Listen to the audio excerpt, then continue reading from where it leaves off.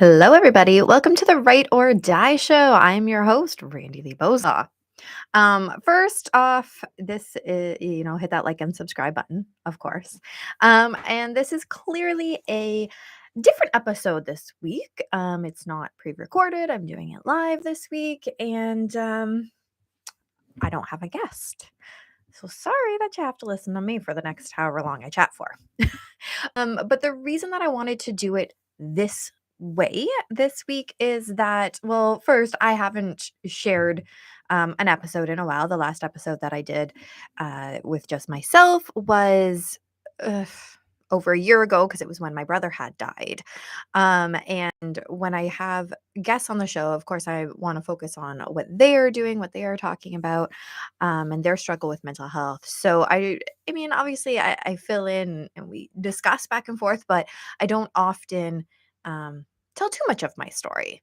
So today I'm going to tell what I've been dealing with lately. And my hair is a complete mess. So sorry about that. I just had a shower.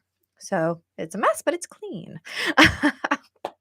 so it's going to be mostly about the struggle I've been dealing with most this year, which is a lot of chronic pain and how that affects my depression. So, first, a little bit of background information. Um, Most of you know I've been dealing with depression since I was like 14 years old. I take medication for it. I've gone to therapy for it, lots of coping strategies. I write books about it, yada, yada, yada. But um, for myself personally, the pain side of things didn't really start until a few years ago. So again, a little bit of background about me in case this is the first time watching the show. So I am an author. I've written lots of books. I mostly write about nonfiction. I also have two kids and a grandbaby who's almost three. Married for 10 years. I got four cats, three dogs. I used to do kickboxing. We're gonna get into that more. Um, and basically that's me in a nutshell, for anybody who's new to the show. And so where to start? Well, that's the big thing, right? Where to start? So like I said, depression since I was 14, but I noticed that I had a little bit back pain. Um so long ago it's hard to even know how long ago, but let's say like 14 years ago. My kid is turning 16 this year. I had a lot of back labor when I had him. I think other women who've given birth, yeah, you probably know that pain. So I'm not sure if that is what caused it or if there's, something there, but there could be. So, anyways, um, way back, it was hard to stand for a long period of time, but it was manageable. It was fine. I didn't think much of it. Whatever. Lots of people have issues standing for long periods of time. Not a big deal. We're gonna fast forward, and about 4 years ago now, it was 2018, so yeah, 4 years ago. I had a hysterectomy. I had cervical cancer. So, ladies, make sure you get checked on the regular. Don't put it off. So important. So I had a full hysterectomy that year, and so my bladder is not quite where it's supposed to be because, anatomically speaking, the your bladder for a woman, anyways. I have no idea on a guy, but it's kind of sits on top of like your uterus there. And so I don't have that, so it's a little bit fallen. Again, it happens to lots of people. It's called a pelvic organ prolapse. I go see a specialist for it, so it's under control. Um, so cancer, it was horrible. But that's not what I'm talking about in this episode. So we're gonna gloss over it. If you have questions, of course, you can stick them in the chat, stick them in the comments, and I'll either answer them now if I'm on still, or if I'll make another video and answer them for you then. So that was 4 years ago. That was at the same time that I was starting my personal training business. I had been doing kickboxing for about 6 years by that point. Because in 2015 I was national champ in my division. In 2015 I was national champ in my division, and I had went to Worlds that year. 2016 I had went to the Pan Americans. And so things were going great, right? Things were pieces were all falling together. I was out of the social services field, and I thought, hey, I've got this great new career. I'm loving it. It's so much fun. I get to be active. I get to teach kickboxing. What could possibly go wrong? Huh? Lots. Foreshadowing. Um, so, anyways, I managed to keep my business going even while I had cancer and recovery and whatnot. So that was going well. Um, After that, I was experiencing a lot of pain in my feet. Right? And I'm like, "Oh my gosh, it was brutal." And I love running. That's one of, like, the coping strategies that I absolutely love, running outside. I live by a canal. It's gorgeous. It's beautiful. So in the summer, I love to run around it, or I did. So I was struggling to be able to do that, which it's one of my coping strategies. I've lost a coping strategy, so of course my depression is starting to kind of be like, "Hey, you don't get outside, you don't get that exercise. So I'm just going to tell you how awful of a person you are and that you should just maybe not be here anymore." So that was good times. And then I went to a podiatrist. So that is a person specializing in feet, and they made some custom orthotics for my feet. I also got some boxing shoes to help so that I could wear them all the time. Because when you have orthotics, they tell you, wear them all the time. And so when I was training as best I could, I would wear the boxing shoes with the orthotics in them, unless I was sparring or fighting, because then obviously bare feet, I can't kick somebody with boxing shoes on. So for the most part, I'm like, okay, I'm handling it. This is great. Woo. Um, it didn't really make it totally go away. Um, Also, a thing to note is that I have been going to a chiropractor and massage for years, years and years and years and years and years because, like I had mentioned, I've always struggled a little bit with some back pain. Um, my dog, I don't know what he's doing out there. He's just staring at something. There must be a squirrel. And so it wasn't working. So I went back to the same podiatrist and I was like, "Hey, these orthotics." It was about a year old now. Um, my foot pain is back really, really bad again. And again, plantar fasciitis, it can be debilitating. Like it hurts so bad. And the thing is, it was equally on both sides of my feet. Which they said was kind of strange. Most people have it in one or the other. And another thing with plantar fasciitis is usually the pain is the worst in the morning when you wake up. That wasn't the case for me. I didn't have any pain really when I first woke up in the morning before. Not my feet anyways. I mean, I had like a little bit stiffness, but my feet were fine. I could walk around. It wasn't until a few hours later doing things that my feet would start hurting. So that was a little bit weird too with their diagnosis. Anyways, so she made me another pair and she said, "Okay, well, maybe you need a more firm pair." So I got a really firm pair of custom made orthotics, wore them all the time, but they actually made it worse. They were hurting it so much worse. Um, so that was not fun. At the same time, I was going to my physio for my pelvic floor, and she was giving me all of these great exercises, strengthening. I was still going to kickboxing, but it was becoming harder and harder to do it. Um, to stand for the hour, to move my body, to well, when you're kicking and punching, you have to rotate your hips, and it was getting harder and harder to do that. In one of the classes I was in with the rest of the competitive um, team at the I think it was near the end of last year. And this is one of the defining moments for me that I was like, "Holy crap, I can't do this anymore. My life is changing. Like it's what the f." So we were doing a drill where you would do a teep.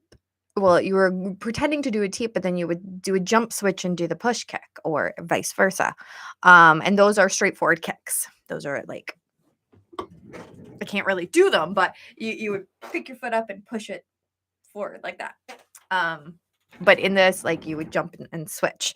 And I kept losing my balance. I could not for the life of me do this freaking move. And For me, teeps and side kicks, those are like my bread and butter. Those are like my most favorite kicks to do, and I could not do them. Um, so safe to say I was super frustrated. And then of course, all my little negative self-talk was going, "Why can't you do this? You should be better than this. You've been doing this for this long." Da da da da da da. Da," And I felt horrible. I was practically in tears that day. I'm going to be in tears thinking about this. Um, I was practically in tears that day because I could not do this and I couldn't figure out why. So other times if I'm practicing a move, a new move, it can be frustrating, sure, but I know what I need to fix. In this instance, I didn't know what I needed to fix. The technical side of it, I knew what I was doing, but my body just wouldn't do it. Um, so the frustration was mounting. And that was one of the last classes that I attended with the competition team, one of the last ones, because I couldn't freaking do it anymore. Um, and then I went to during somewhere in this time frame, at the end of last yearish, I ended up going to a different podiatrist because I'm like, my feet are still freaking killing me. My back is freaking killing me. My physio at this time had actually, she had done so many different exercises to try and help my feet, help my back that she's like, I am out of answers. Like I have tried literally everything that we should try, like all the steps. And I don't know. So she recommended to my doctor that I go for an MRI, a low back MRI. So that we'll come back to that. And I know this is a very long drawn out story. I'm sorry. Deal with it. And so I where was I going with this? I lost my train of thought. Okay, so then in January of this year, and I was still coaching in kickboxing at this time, but it was becoming increasingly more difficult to do that. I would go in and I would normally teach kids, youth, adults, abs. So 4.5 ish hours. After the kids class, which is 45 minutes long, I was in so much pain, I would be in tears. Um, and then for the rest of the night, I would have to be sitting to teach. And you can't effectively show somebody a move when you can't friggin' stand up. Like, how do I say, "Oh, yeah, turn your hip," and the new person's looking at me like, "What the hell you mean?" And I'm like, "Well, you just gotta turn." No, I have to be able to stand and show the move. And so I am just so frustrated at myself, so pissed off at myself. I'm gonna cry because I couldn't do what I'm used to doing. And so I felt completely useless. How do you love something so much, to quit one job to pursue this other job just to find out a few years in that you can't? And not because you don't like it, not because it's not what you thought it was, but because your body is literally giving up on you, just deciding to not work anymore. So I felt like a piece of crap. I felt like I was letting everybody down. So of course, again, that depression just right up there. And I didn't know what to do. I wanted to be at the gym doing all of the things that I'm used to doing, but I couldn't do them. Like it was physically impossible for me to do them because it hurt so much. Um, and so eventually my coach there said, you know what, you need to maybe take a break and um, figure out what's going on. And this was in January. We are now in October. I still don't know what's going on. So that doesn't help. Um, so over the course of the last few months, I've talked to my doctor. My doctor sent me for um a bunch of blood work and stuff. And so my blood work, the set he did came back. Everything was within the relative normal ranges. Um, I did some testing on circulation on my legs. Everything came back, I guess, normal for that. My I did do an MRI on my abdomen, which I've done a few of those because of the cancer. And there was fluid in my abdomen. And apparently, finding a gynecologist where I live, so this is January, this report came back, this information. And finding a gynecologist in this region is friggin' impossible.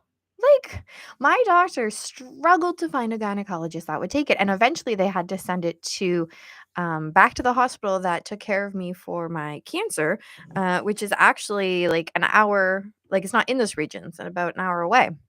Which, I mean, I'll go wherever for the doctors. It doesn't bother me, but and some people might hate me for this, but our medical system here sucks. Um, and because when you have an issue like this, a chronic issue, and this also goes along with mental health, a chronic mental health condition, a chronic pain condition, something that you are trying to figure out because it is not obvious, because it is not life threatening, it is freaking hard to find answers, to get doctors to believe you, to get off of the waiting list, to get help. Um, so I had to pause because I'm gonna cry. So anyway, um yeah, there was apparently fluid in my abdomen. They have no idea why that was there. So they had me do a follow-up ultrasound, and again it was still there, but literally that's it. It just that's where it landed. It was still there, and this was back in May, I think was my last test for that. Haven't heard anything about it from the gynecologist, from my doctor. It was just they did the test and it was still there. I guess it's not worse. It's not better. It's just is. So that's awesome that I have no idea what's going on there. Um and so then when my my doctor, I was talking to him for the blood test results back in March or May. I think it was May actually. It was May. Um And I actually went to go pick up my new orthotics. So I went to a new orthotics. She said, "Those ones are way too hard. The problem is not your feet. The problem is," she thinks it's coming from the back and going down. She goes, "I don't think the problem's actually the feet. It's causing your feet to hurt. It's causing plantar fasciitis, but that is not the problem." She goes, "So you need a softer pair of orthotics because you need more cushion for it." So I was getting a new pair. And it was nice because somebody was finally listening. So my physio listened, my chiropractor has been listening, the podiatrist has been listening, and the common theme is the doctors that I've paid for have been listening. The other ones have not. Um, so I'm picking up my orthotics, and my doctor's office calls to go through my test results. And the week before this phone call, I had went to the emergency room because I was in so much pain. I couldn't move. I couldn't walk. I couldn't stand up. I was sleeping on the floor in my kitchen, which is beside my bathroom, so that in the middle of the night when I got up to pee, because I always get up to pee in the middle of the night, I'd be able to make it to the bathroom because my bedroom was way too far. And so when I went to the emergency, they did a CAT scan that day, and it showed a few bulging discs, which they're like, well, lots of people have that. Here's a couple exercises for it. Um, and then what's nice is I have an app. I pay for this app where I can get all of my results. And so there was some doctorese on there, something, something, something, kidneys, but it was an incomplete assessment. And so when I'm on the phone with my doctor, and he is telling me, all your blood results came back fine. It's all good. And I said, okay, well, I did a CAT scan last week. And what about this line here that it says something about kidneys, incomplete assessment? What is that? Like, is that anything? He goes, it sounds like you're looking for something to be wrong. I pretty much had a breakdown. Because when you are suffering through something, whether it is mental health, whether it is chronic pain, whatever it is, and somebody tells you it looks like you're looking for something to be wrong, what you hear is, "You're making this up, it's not true." I have been looking for a new doctor since he said that to me, but it's like near impossible to find a different doctor to take you. There's just not enough of them around, I guess. I definitely started crying on the phone. And I said to him, I said, okay, well, I am looking for something because there is something wrong. I should not be in this amount of extreme pain constantly. Constantly. I go, I can't barely walk. I can't barely stand. I can't barely sit for very long. I can't barely go to work. Like, obviously, something is wrong. Like, something is wrong. And then he says, well, I don't know what you want me to do about it. I'm just a family doctor. Well, I want you to do your damn job. Find somebody who can figure it out. That's what the fuck I want you to do. Keeping your emotions in check when you are talking to doctors who are talking down to you like you are a piece of garbage, um, is a skill I haven't quite mastered. And I think that is something that is a difficult thing to master. It is a coping strategy that we all need to work on probably a lot because it's an anger management, it's an emotion, um, understanding that we need to get. And I said, I don't know what I want you to do, but I want you to figure it out, or something along those lines. So he goes, well, I can refer you to a pain clinic. I said, great, do that. I didn't even know what a pain clinic was. I said, great, do that. Like, honestly, at this point, just send me somewhere that we'll try and figure it out then. So it wasn't long before I did get to go to the pain clinic. And basically, what they do, and I go every week, I go every Monday, and they put needles in my spine. The doctor there and the nurses there, they are all so nice. So nice. And when you go in, you can tell that they believe you that you're in pain. It's a wonderful feeling to be believed. Um, so yeah, so I go to the pain clinic and I get anywhere between like 4 to 10 needles depending on how much pain I'm in, and they're called nerve blockers. They they definitely hurt going in, but they are worth the pain. I haven't sworn at my doctor yet in pain, but I definitely went. So here's a coping strategy when you are in pain. Breathe, deep breathing. Lots and lots of deep breathing. Yeah. So anyways, so I go there, they do nerve blockers, they last for a few days, and that's why I go every week for that. And so from going and seeing this doctor, he has said, you know what, I think you need to go to a rheumatologist. He goes, I think it's maybe fibromyalgia or maybe it's rheumatoid arthritis. He's like, it's something. And we still hadn't got to the MRI. So my doctor had put in, remember how said my physio said that I should go for an MRI on my low back? Well, my doctor put that referral in way back in January, and that didn't happen till the end of August. That is how long wait lists are here.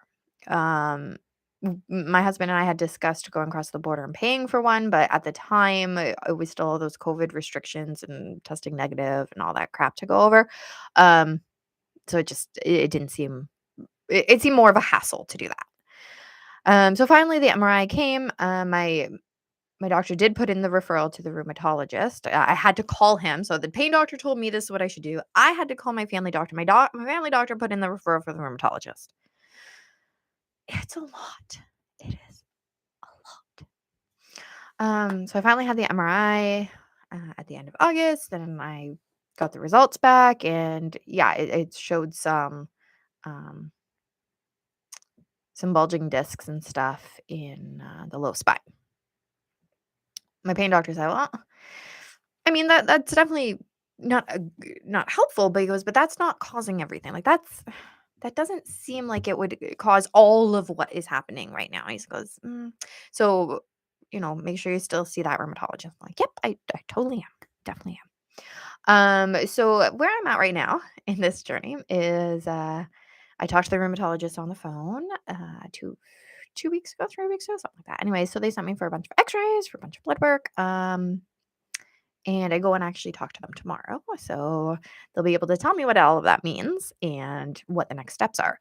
But the reason today that I am sharing this on the show, and you might be going, Randy, this is about mental health and you're talking about chronic pain.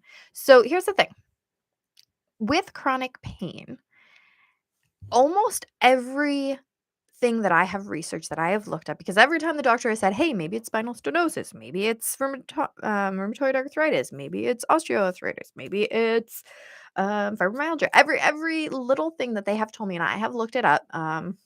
Google is great and horrible all at the same thing, all at the same time, right? Because I want information because nobody's sharing information with me, and wait lists are forever long. But then it also tells you you're dying. So, good and bad. But anyways, everything says that one of the symptoms of these is depression. And you're like, okay, well, that's not super helpful because that's all of them all have the symptoms. And I already have depression. Um, but it makes sense. So from sharing my story, there's a few key points. Let's think about this. Feeling like I'm not being listened to. Being in pain on its own is frustrating.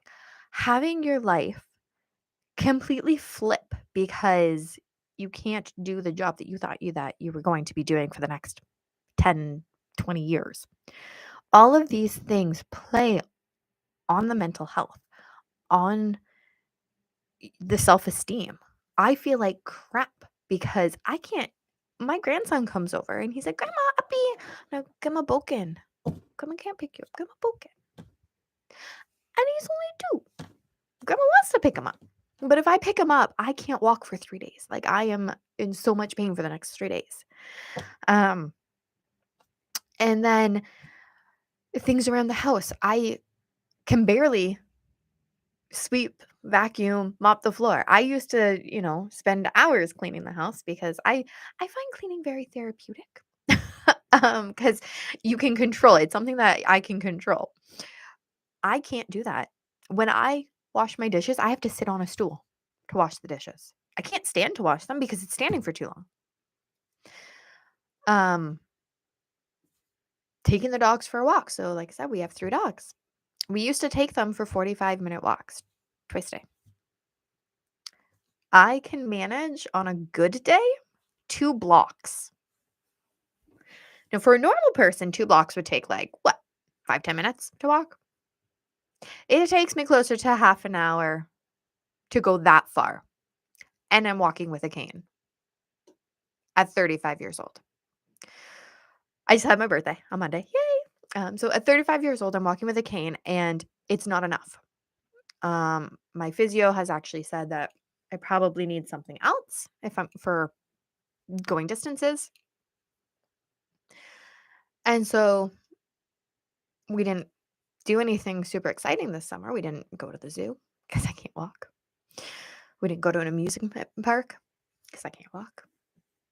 And so when at 35 you're told or you feel like you can't do all of these things, depression is, I don't want to say your best friend. Best friend is what came to my word.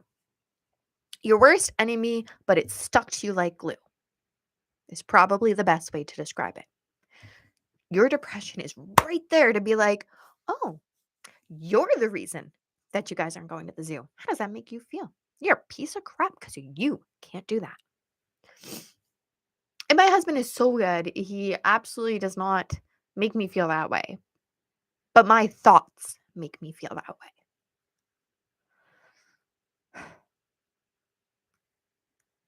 So, as much as this show is about mental health and not chronic pain, they go hand in hand.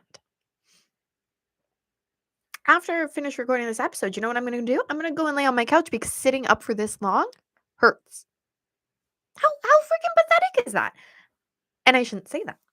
But that is how my brain thinks. How pathetic is that? And I shouldn't say that, especially to myself, because is that going to help my depression any? Of course not. I should be going, okay, you need to rest and relax, and that's okay.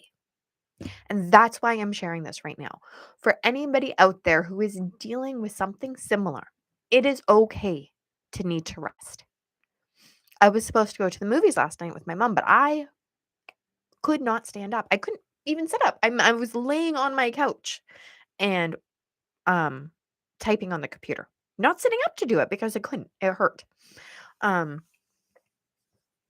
and it's okay when you need to call and say, "Hey, I can't go out to the movies tonight. I can't do this." It's hard to wrap my brain around all of these new ways that I have to do things or how I have to think about things. It is one of the most difficult things I've ever done. Because even when I had cancer, I didn't have to stop really. Like, yeah, okay, when I was healing from the surgery, I had to stop a little bit, but I was training pretty much up till I had surgery. Like, I was exercising. I was able to walk a few weeks after the surgery. So it wasn't that bad. This though, this has completely imploded everything. There are days that walking up the stairs to get here is so freaking hard. But when I have a guest who is scheduled for the show, I don't want to let them down. So I get up here, I do my best, have a heating pad. Heating pads are amazing, by the way. And I do it. And I hope that you're listening to this episode and you're not like, oh, she's just rambling, because I'm trying to share from the most honest place that I can about how if you know somebody who is dealing with a chronic pain issue and maybe they don't even know why, like I don't even know why. First and foremost, believe them. Don't write them off and make adjustments. If they can't come out with you to go to the movies, maybe come to their house and watch something in the house. Maybe bring them a treat or something. Like it's hard, but ask them what they need and don't expect not expect, that's not the right word, but don't make them feel like they are inconveniencing you, like they are a waste of space and that you would rather go hang out with somebody else because they can walk or they can lift or they can do whatever. I know that sometimes I'm not going to be able to do something and, go with somebody else instead. That's fine. But don't make me feel bad about it, is basically what I'm trying to say. And, the people in your life. Um, yeah. So, and if you are dealing with chronic pain, then be aware that depression is, you know, chronic pain and depression, they're like this. And it sucks, but they're like this. Um, and so be aware of that. Be aware that if you need to go out and get help and talk to somebody, go do that. It does not make you weak. Took me a long time to realize that. You can read my book, Embracing Me, all about that.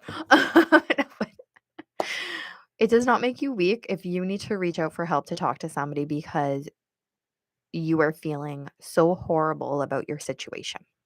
It happens. It happens to the best of us. So just reach out if you need that support and know that there are other people there. And don't stop fighting for yourself. Which is why, I found a different podiatrist. I have seen multiple physios. And I keep pushing. It's a very long process. It's the most frustrating process ever. And hopefully I'll have some kind of answers yet tomorrow. And I don't even mean answers in the sense like I'll know what's wrong. Answers in the sense that we'll have a direction for the next test. Because it's gonna be a long process, I'm sure. But just be aware that depression is part of chronic pain. They are very much interrelated. And if you are noticing somebody that is maybe acting a little different or they are complaining a lot about their soreness, that maybe they just need a hug. See, I'm not a huggy person, so please don't hug me. But maybe they just need a hey, that friggin' sucks. That's what I like. I like when people are like, man, that friggin' sucks. Because they're not saying, oh, I get that because I twisted an ankle. Yeah, okay, that hurts. Done that, been there, done that. It hurts. But they're going, you know what? I may not know what your situation feels like, but I can tell because I'm your friend and I know you very well. I can tell that this situation is super hard for you. So this friggin' sucks. That's my favorite thing for people to tell me. This friggin' sucks, cause it does. Um, so anyways, I hope that I did not ramble too much for everybody. I only teared up a little bit, only cried a little bit. And if you have any questions, be sure, put them in the comments. I will definitely get to them. I will answer them as best as I can. I will keep everybody posted. And I hope that this was an eye-opening episode, a very emotionally raw episode, and, yeah, so, of course, if you wanna support the channel, check out the merch store, 10% of the proceeds go back to the Canadian Mental Health Association. Hit the like and subscribe button if you have not already. Next week, we will be back with our regular type of episode with a guest, so, you don't have to listen to me ramble on my multiple train track thoughts. And of course, you can check out all of my books. They are all on Amazon. There's a selection of some of them up there. Mental health, kids' books, scary stories, perfect for October. And they're all on Amazon. Just go on, search Randi-Lee Bowslaugh, and you'll see them all. If you have not already followed us on Facebook, follow us there at RB Media. You can follow on TikTok, Write or Die Show.